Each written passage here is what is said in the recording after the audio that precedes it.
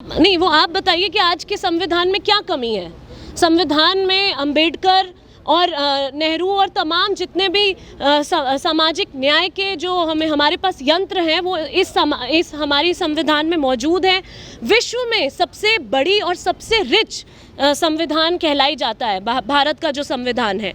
तो उस पर ही अगर हम सवाल उठाएंगे तो फिर हम हिंदू तबका भी नहीं, उसमें एक अपर कास्ट का जो रूल है, धीरे धीरे आप देखेंगे रिजर्वेशंस के खिलाफ भी यहाँ पे सवाल उठ रहे हैं, जबकि अभी भी रिजर्वेशन का सबको जो है उस लाभ नहीं मिल पाया है। तो ऐसे कई सारे मुद्दे हैं, उनको जो है चाहे वो महिलाओं को लेके हो या दलितों को लेके हो या मुसलमानों को लेके, उनके विचार बड़े साफ हैं और यही चीज़ है जो इनसे बर्दाश्त नहीं होती है कुछ लोगों से। आप अगर सच्चाई को स्वीकार नहीं करेंगे, धर्म के विरुद्ध नहीं है हम। जो राम राज्य है वो क्या है? राम राज्य का अर्थ है कि सभी के लिए उन्नति हो, उद्धार हो। यहाँ पे हम देख रहे हैं कि किस तरीके से एवरी डे हादसे सुनाई देते हैं, जो कि मैंने अभी अंदर भी बोला है कि जब इस तरीके के हादसे होते हैं, चाहे वो जातिवाद स्तर पे हो या सांप्रदायिक हादसे हमें देखने को मिलते हैं, तो उसमें कार्रवाई नहीं वाहवाही होती है, माला पहनाई जाती है ऐसे लोगों को जो हिंसा में पार्टिसिपेट करते हैं। तो अभी हमें ऐसा लगता है कि स्वतंत्रता आंदोलन पार्ट 2 का समय चल रहा है, एक आपातकालीन स्थिति जो कि अनकहे तरीके से चल रही है। बीजेपी के लोग कहते हैं नया भारत है, ये जमीन से लेकर के आसमान तक हिंदू राष्ट्र घोषित किया जाना है। चंद्रमा पर भी जो शिव शक्ति पॉइंट घोषित कर दिया गया है मोदी सरकार के द्वारा। देखिए कि new India basically upper caste India का एक पहचान आप देख सकते हैं। अपर कास्ट इंडिया जिसमें हिंदू धर्म की बात तो हम करते हैं, लेकिन उसमें दलित, वंचित, पीड़ित जो है वो कहीं फिर हाशिए पर छोड़ दिए जाते हैं। और अल्पसंख्यकों और मुस्लिमों के प्रति उनके क्या विचार हैं, क्या भावनाएं, ये बड़े बड़े ऑफिस बेरर्स ने अपने बयानों में खूब बोला है कि गोली मारो सालों को, इनके कपड़ों से पहचान लेंगे। तो ये सब चीज़ें, ये बयानबाजी, ये सब बाहर आपको क्लियरली नज़र आती है। और हिंदू धर्म को मजबूत किया जा रहा है। देखिए आप बताइए, हिंदुओं के साथ भी क्या अच्छा हो रहा है? मंदिर भी तोड़े जा रहे हैं। आप देखिए जो ये कैपिटलिस्ट का एक ऐसा मॉडल है, काशी कॉरिडोर और ये सब बहुत अच्छे बन तो रहे हैं, लेकिन इसमें क्या आपको इसमें हिंदू का उद्धार कहाँ हो रहा है?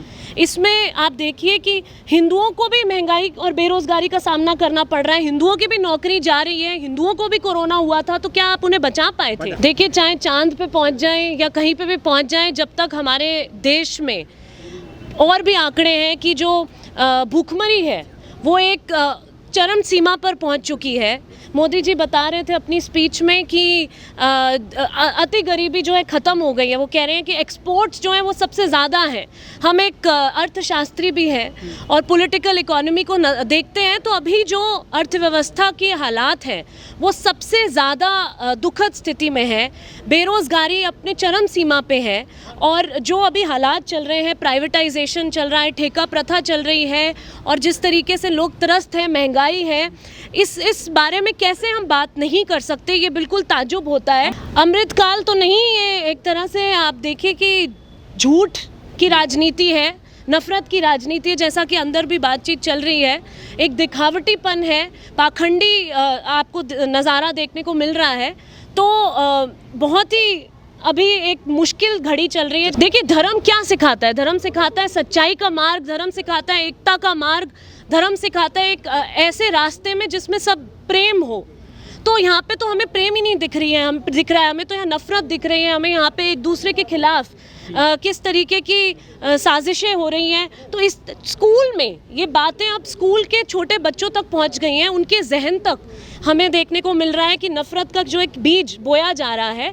तो बड़ी दुखद स्थिति है और इसमें हमें बिल्कुल संवेदनशील होकर इसमें सोचना पड़ेगा। बस ये बोल रही हूँ कि अभी मजदूर वर्ग जो है, दलित वर्ग जो है, किसान वर्ग जो है, उनके साथ क्या हो रहा है? हरगिज़ इसमें ये मीडिया का रोल है। आप देखिए जितना भी मेन स्ट्रीम टीवी चैनल्स हैं उस पे जो डेली ऊपर से दिया जाता है कि कौन सा हिंदू मुस्लिम का मुद्दा है उसको दिखाया जाता है। कहाँ पे आज न्यूज़ के लिए कहाँ टीवी देखा जा रहा है?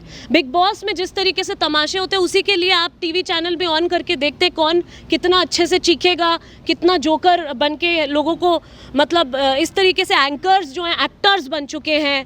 तो मीडिया का तो इसमें सबसे बड़ा रोल है ही। देखिए हमें ऐसा लगता है कि जो कार्यक्रम अंदर हो रहा है और जो लोग अगर जनता की बात कर रहे हैं, उससे बड़ा राष्ट्रवाद कुछ नहीं है।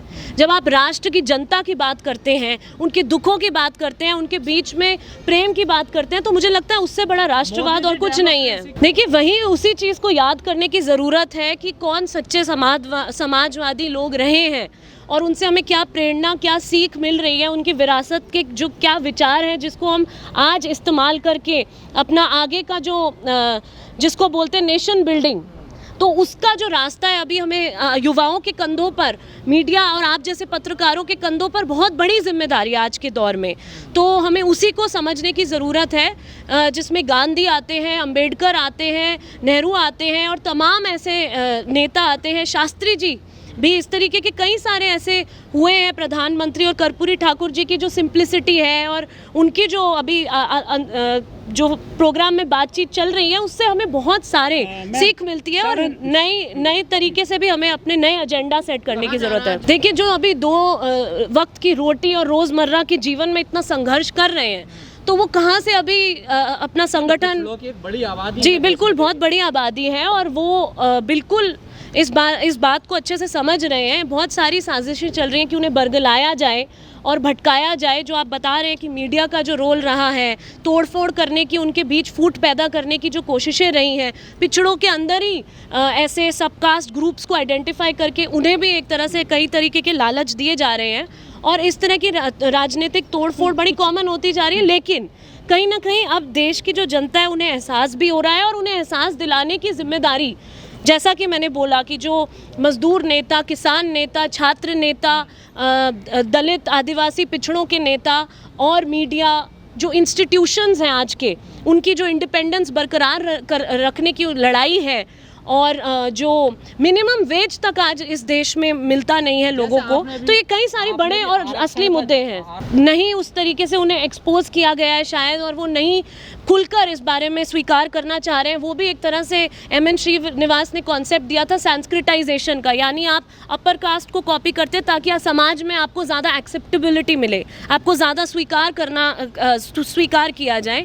तो हो सकता है स्वीकार होने के लिए वो ऐसी बात बोल रहे हैं, लेकिन अभी मुझे नहीं लगता कि हम इस दौर में हैं या इस स्टेज पे हैं कि हमें आरक्षण पर ही सवाल उठाना चाहिए।